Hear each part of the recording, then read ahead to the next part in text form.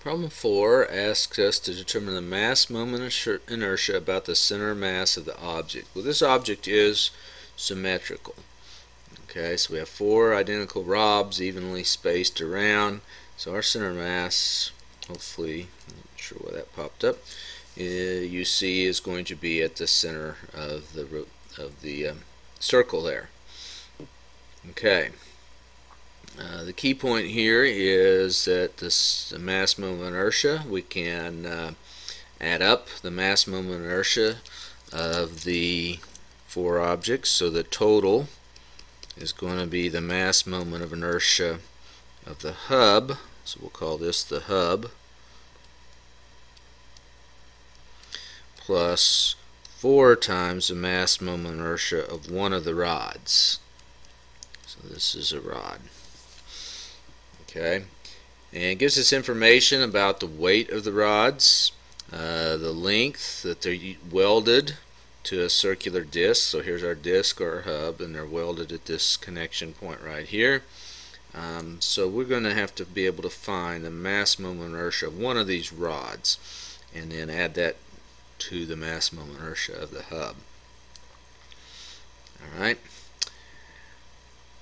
So the mass moment inertia about one of the rods is going to be the mass moment inertia of the rod about its center mass plus parallel axis theorem, sum mass times distance squared. Alright, so the center mass, I'm going to work with this one over, I'll work with this one right here. So there's the center mass of the rod.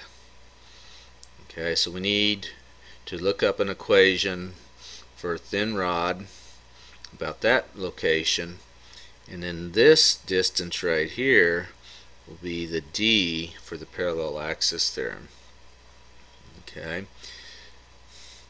so that d right here will be 0.3 plus 1.2 over 2, which is 0.9 feet. Okay, I'm going to go ahead and scroll back up. We will give you all the equations you need. You do not have to guess at what shapes you will need. On this particular test, we gave it to you like this. Okay, so you obviously, I think, would see that about this axis, okay, the mass moment inertia of a long thin rod is 1/12 ml squared.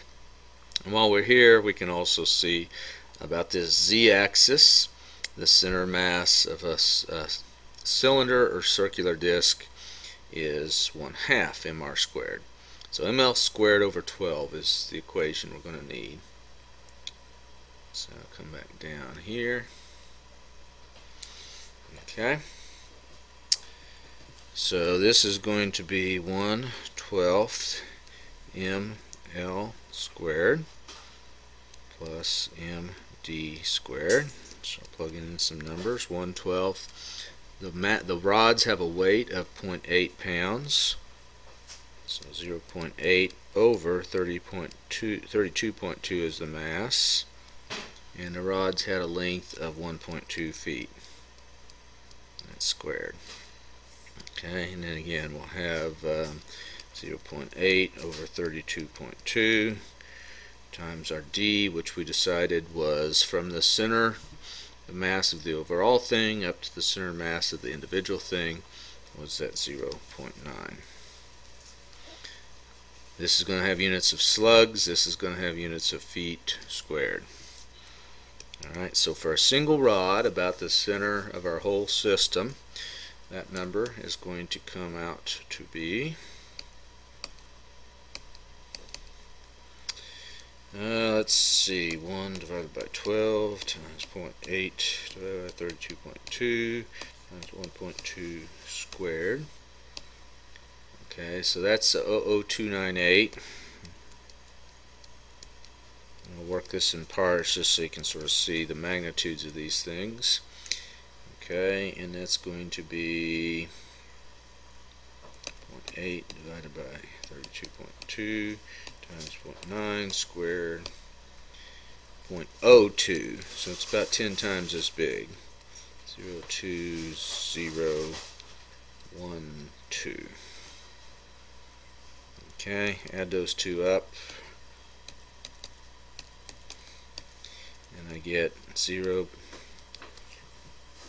It's supposed to be a 0. 0.0231 slug feet squared. Alright, that was the hard part. Let's go ahead and do the hub. It's hub.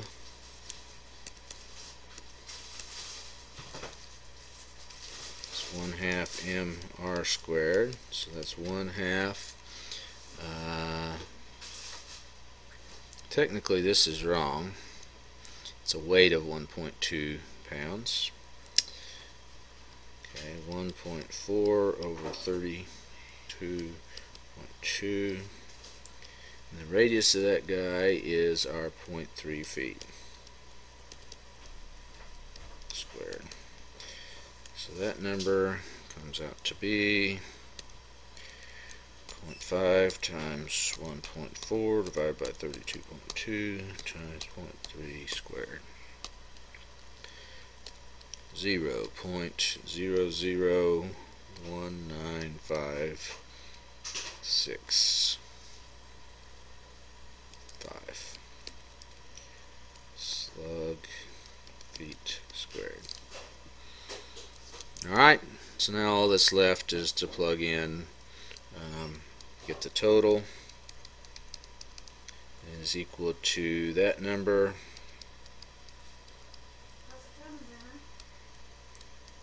plus 4 times this number. Alright, so plus 4 times 0.0231. So I get a total of 0.0944 slug feet squared.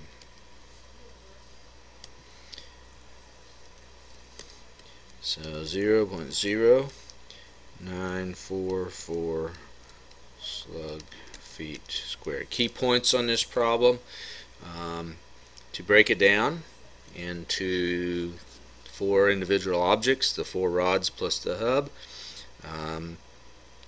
For the rod, we had to realize that we couldn't get it directly. We had to use a parallel axis theorem and do this sort of thing right here, and then combine them at the end. Everything was relative to that center point.